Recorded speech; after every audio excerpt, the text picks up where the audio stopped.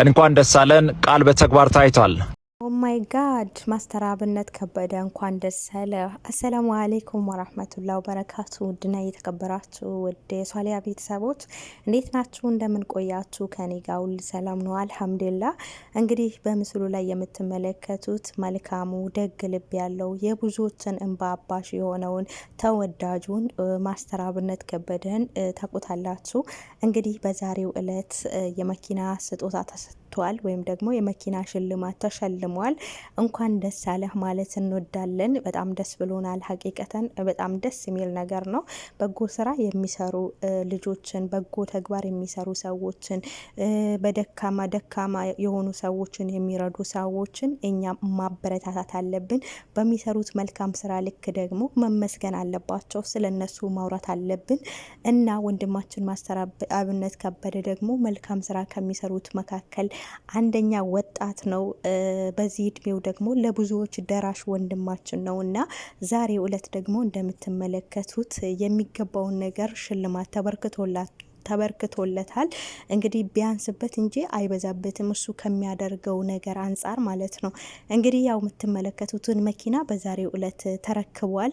የመዳም ቅመሞችዬ ይሄ መኪና አለው አይደለም ወይ? እንዴት በመኪና ላይ መኪና ተሸለመ ብላችሁ ተጨንቃችሁ ሊሆን ይችላል። ያው ቃል በተግባር ነውና ከዚህ ቀደም መኪና ሸልማለሁ ብሎ ቃል የገባለት ድርጅት ነው የሸለመው። እንዴት እንደሆነ ደግሞ ከራሱ አንደበት ላሰማችሁና ዝርዝር መረጃውን ደግሞ እኔ ዘረዝርላችኋለሁ። እሺ አብሽሩ ቅመሞችዬ። ቪዲዮውን ደግሞ የሱን ሲረከብ እኒው ደግሞ የሚያስተላልፈው መልእክት አለ እንዴት እንደነበረ ምናምን አጠር ያለ ቪዲዮ በራሱ አንደበት ስሙና ከዛ እኔ ለዝርዝሩ አለሁላችሁ። እንኳን ደስ አለን ቃል በተግባር ታይቷል። ዛሬ ከታምሪም ሞተርስ ለበጎ አድራጎት ስራችን የመኪና ስጦታ ተበርክቷል። ታምሪም ሞተርስ ለበጎ ስራ ምላሽ አይጠብቅም በማለት የተጀመረውን ፎሎ የማድረግ ቻሌንጅ ድጋፍ የማድረጋቸው ዓላማ እንዳልሆነ በጽናት ገልጿል። በእኛ በኩል ፎሎ የማድረግ ቻሌንጃችን አጋርነታችንን ማሳየ ነው። ለዚህ ስኬት ቀዳሚ ተጠሪ እግዚአብሔር ይመስገን። ደጋግ የአገሬ ልጆች ለዚህ ስኬት ላደረጋችሁልን ብርቱ ድጋፍ ከልብ እናመሰግናለን። እግዚአብሔር ይስጥልን። እንግዲህ ወዳጆቼ ከኬት እንደመጣ ሽልማቱ ለምን እንደተበረከተለት ሰምታችኋል። አልገባችሁ ደግሞ ያው ለዝርዝሩ መለስበታለሁ እንዳልኳችሁ አሁን ልዘርዝርላችሁ ቅመሞችዬ። እንግዲህ ከዚህ ቀደም ታምሪ ሞተር ድርጅት ከባድ ድርጅት ነው። እንግዲህ የመኪና ድርጅት አስመጪዎች ናቸው። ከውጭ ሀገር ያስገባሉ ወደ ሀገራችን። እኔም በነጻ ማስታወቂያ ለስራ ምን አለ ከፍላችሁኝ እንኳን ማስታወቂያ ብታሰሩኝ እና አልሙኒየም ልመለስና ያ ታምሪ ሞተር የሚባለው የድርጅቱ ባለቤት ቲክቶክ አካውንቴን 500,000 ፎሎ ካስደረከልኝ እኔ መኪና ሸልምሃለሁ ብሎ ነበረ። ለድርጅትህ መኪናው ገቢ ይሆናል ብሎ ነበርና ቃል በተግባር የተባለው ለዛ ነው። እንግዲህ ያንን 500,000 የማስተር ወዳጆች የማስተር አብነት ከበደን የሚወዱት እንኳን እሱ ተናግሮ እንኳን በምልክት እንኳን ቢያወራ ከማድረግ ወደ ኋላ አንልም አይደል? ያው እሱ ደግሞ ቪዲዮ ሰርቶ ወገኖቼ እና ይሄ እንደዚህ መኪናን የሚያክል ነገር ሸልማለሁና 500,000 ፎሎ አስደርግ ብሎኛል። ይህንን ኃላፊነት ጥሎብኛል። ወዳጆቼ የምትወዱኝ የምታከብሩኝ ፎሎ አድርጉልኝ ሲል ማስተር አብነት ተናግሮ እኔ ቅድም ብያችኋለሁ። ባይናገር እንኳን እናደርጋለን እንዳልኳችሁ ሁሉ ሄደን ፎሎ ስናደርግ 500 ሙልት አላለም።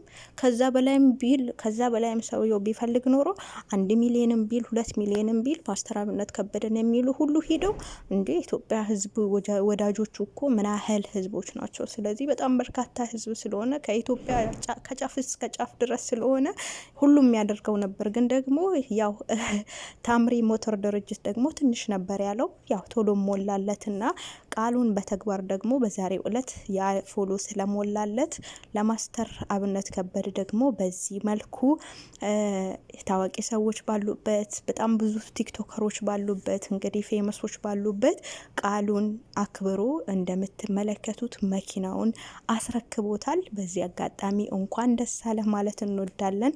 ወጣቶች ደግሞ ከሱ ተማሩ፣ ስሩ፣ ጠንክሩ። በተለይ ደግሞ መልካም ነገር ላይ አትኩሩ። ሀቂቃ ነው የምላችሁ። መልካምን ነገር የሚሰራ ሰው፣ መልካም ልብ ያለው ሰው ወድቆ አይወጥቅም። ምክንያቱም እናንተ ውስጣችሁ ይልናችሁ የሚያስበው በሙሉ መልካም ነገር ነው። ስለዚህ መልካም እስካሰባችሁ ድረስ ደግሞ ፈጣሪያችሁ መልካም ነገር ሁሉ ያዝላችኋል፣ ቁጭ ብላችሁ እንድትበሉ ያደርጋችኋል። እና ከውስጣችሁ መጥፎ ነገርን፣ ጥላቻን፣ እርስ በርስ መዋጋትን እስከ እርስ በርስ የሆነ የሚያጋጭ ነገርን ትታችሁ መልካም ነገር ላይ ትኩረት ካደረጋችሁ ፈጣሪ ደግሞ ጥሎ አይጥላችሁም።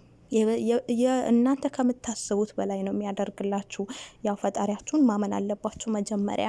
እሱን ካመናችሁ እናንተ ደግሞ የምታደርጉት ነገር ሁሉ መልካም ከሆነ ፈጣሪ ደግሞ እናንተን አያሳፍራችሁ።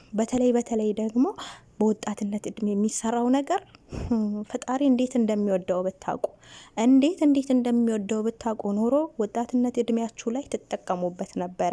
አሁን ላይ አብዛኛው ጊዜ የምናየው እንደ ማስተር አብነት ከበደ በመልካም ስራ ወጣቱ መሰማራት ሳይሆን በመጥፎ ነገር፣ በተለይ ብሔር ከብሔር ሃይማኖት ከሃይማኖት በቃ ማጋጨት ነው።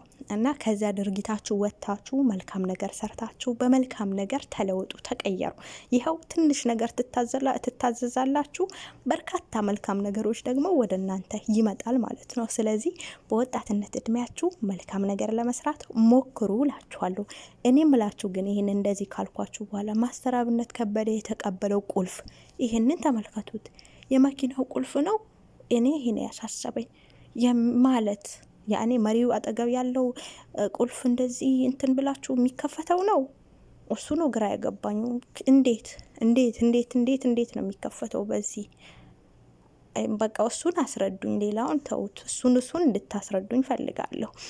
እና የመዳም ቅመሞች ለእናንተ ደግሞ አላህ ሱብሃነ ወተዓላ ያልታሰበ ርዝቅ፣ ያልታሰበ እንጀራ ይስጣችሁ ያ ረቢ። እኛም በሀገራችን ገብተን ያላሰብነውን ነገር አላህ ሱብሃነሁ ወተዓላ ወፈቀውን በቤታችን ፏ ብለን የምንኖር አላህ ያደርገን። በሰላም እንደወጣንም ደግሞ በሰላም ወደ ሀገራችን ይመልሰን። እንዴ ዱዓማ እናደርጋለን። በዱዓ ጠንክሩ። እስከ መቼ ሰው ቤት ተቀጥረን ግርድና እንሰራለን? ያ ረቢ አላህ እኮ የኛ ጌታ ገፉር ረሂም ነው። ፏ አርጎ ሊበረግድልን ይችላል፣ አይታወቅም። ሀገራችንንም ሰላም ያደርግልን። የሀገራችን ሰላም አለመሆን የሀገራችን የኢኮኖሚ ምንድነው እንደዚህ የሀገራችን የኑሮ ውድነት ባይኖር ሀገራችን ላይ ፏ ብለን እንኖር ነበረ። እና ሀገራችን ሰላም እንዲሆን የኑሮ ውድነት እንዲቀንስ በዓለም ላይ የተሰደዱ ስደተኞችን አላህ ሱብሃነሁ ወተዓላ ሀገራችን ሰላም አድርጎ ተሰብስበን በሀገራችን እኛም እንደ ሌሎች እንዳደጉ ሀገራቶች ከሌሎች ሀገር አስመጥተን ሰራተኛ ምናስደርግ ያድርገን። ያኔ እኛ አሰሪ ሰራተኞችን ቀጥረን ምናሰራ እናድርግ። ለአላህ ምን ይሳነዋል እንዴ? ያደጉ ሀገራቶች እኮ ቅርብ ጊዜ ነው ያደጉት አይደል? መቼም ሀብትን ገና ከመሰረቱ አይደለም ይዘው የወጡት። ማንም ሰው ሀብት ሆነ ንብረት አይደለም የሚወለደው፣ ከተወለደ በኋላ ነው እንግዲህ ያው ልብስ ለብሶ አድጎ ተፍተፍ ብሎ ርስቁ ፏ ብሎ የሚመጣለት። ስለዚህ የኛም ርስቅ መቼ እንደሚመጣ አይታወቅም። ከግርድና አውጥቶ ደግሞ በሀገራችን ፏ ያለ ኖሮ የምንኖር አላህ ያደርገን። ቤተሰቦቻችን የምንጦር እንደዚሁ ደግሞ ከራሳችን አልፎ ለኡማው የምንጠቅም ለመሳኪኖች የምንጠቅም ለነሱ የምንሰጥ አላህ ሱብሃነሁ ወተዓላ ያድርገን ያድርጋችሁ እላችኋለሁ። ውዶቼ የዛሬ ቆይታ ይሄን ይመስል ነበረ። ላይክ እያደረጋችሁ ሼር እያደረጋችሁ ሰብስክራይብ እያደረጋችሁ ተከታተሉኝ ሁሌም ማለት ነው። ምክንያቱም ለእኔ ዩቱብ ስለሚከፍለኝ እጠቀምበታለሁ። ስለዚህ እኔ እንድጠቀም ደግሞ እናንተም ማገዝ አለባችሁ። ስለተከታተላችሁኝ ያመሰግናለሁ። በሌላ ጊዜ በሌላ ቪዲዮ ተመልሰን እስከምንገናኝ በያላችሁበት ሰላም ሁኑልኝ። ባይ ባይ። ሰላም አሌይኩም።